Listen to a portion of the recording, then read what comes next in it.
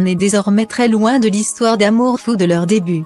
Brad Pitt et Angelina Jolie, parents de 6 enfants, étaient autrefois le couple, l'un des couples les plus en vue d'Hollywood. Mais c'est bel et bien fini.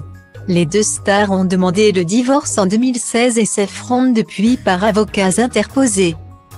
Une bataille à rallonge riche en rebondissements dont le principal objet n'est pas l'argent une fois n'est pas coutume, mais la garde de leur progéniture. En mai dernier, le juge John Uderkir, désigné pour statuer sur leur séparation, et qui avait aussi célébré leur mariage en France en 2014, avait octroyé à Brad Pitt la garde partagée de ses enfants. Une décision inacceptable pour l'interprète de Maléfique qui en juillet avait obtenu la disqualification du juge en faisant appel devant la cour d'appel du 2e district de Californie. Le juge Uderkir a refusé à Madame Jolie un procès équitable, excluant indûment ces éléments de preuve concernant la santé, la sécurité et le bien-être des enfants, éléments essentiels pour défendre sa cause, avait-il été plaidé. Des arguments entendus par la cour qui décidait donc un retour à la case départ pour l'affaire, qui devait donc être présenté devant un nouveau juge.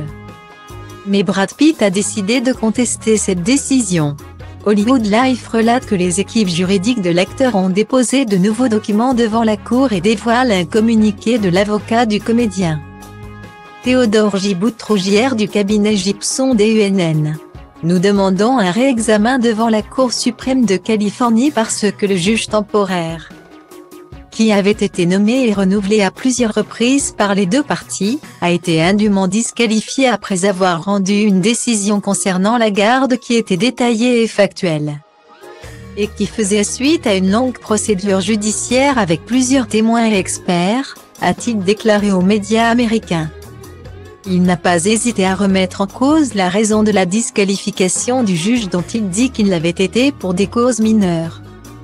Il estime par ailleurs que ce mouvement de la Cour d'appel de Californie pénalise son client mais également à l'avenir de nombreuses autres familles, en créant un dangereux précédent qui générerait une confusion, une incertitude et une instabilité généralisée pour les juges, les plaideurs et le système judiciaire californien dans son ensemble.